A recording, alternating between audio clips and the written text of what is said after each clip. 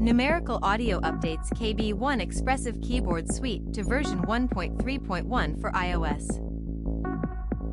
Welcome to Music Gears, where we bring you the latest info on new music instruments, software, and other gear from around the world. Numerical Audio has updated KB-1 Expressive Keyboard Suite to version 1.3.1, adding improvements, bug fixes and more. New in version 1.3.1. Added drag and drop support for rearranging keyboards in standalone mode. Added haptic feedback for key presses, iPhone only. Added an option to resize the controls section, wheels, XY, and strum control. Added an option to advertise a BLE MIDI device in addition to being able to connect to other devices. Added an option to select between absolute and relative slide.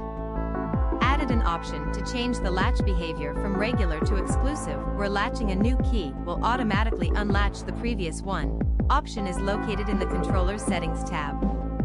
Added an option to set the MPE bend range to allow vertical glide to be used instead of the pitch wheel when playing regular mono synths. Keyboard settings now display in a larger window. Keyboard layouts can now start at any note. Use root note setting to shift up/down. Bug fixes. Fixed an issue where the XY pad would not register the initial touch. Fixed an issue where the XY pad would not handle multiple touches properly. Fixed an issue where some of the XY specific layout controls would not work properly. Fixed an issue where the XY and wheel controls would not be available when using the CC layout. Fixed an issue where using the drum layout in channel per pad mode would not utilize all 16 MIDI channels. Fixed an issue where testing drum mappings would not work properly when using channel per pad mode. Fixed an issue where selecting an octave below 0 would crash the plugin. Fixed an issue where selecting XY mappings in controller mode would not work.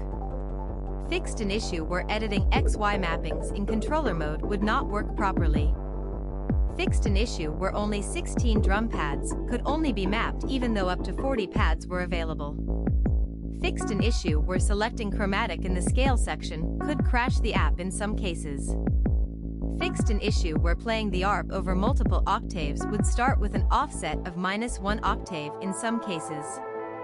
Fixed an issue where the arpeggiator would not start on its lowest octave. Fixed an issue where the arpeggiator would not start on its lowest note in some cases.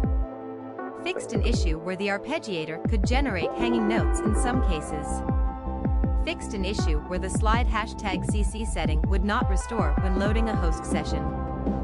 Fixed an issue where the additional bass note output available on the chord layout would not respect its channel setting when using the standalone version. Fixed an issue where the arpeggiator would not start immediately on key down, first introduced in version 1.3. Fixed an issue where note repeat and arpeggiator buttons were not mutually exclusive. Fixed an issue where configuring button modes for the CC layout could cause the plugin to crash in some cases. Please click the like button if you found this helpful, and if you'd like to stay informed on the latest in music gear releases and limited time discount offers, please subscribe. Thanks for joining us.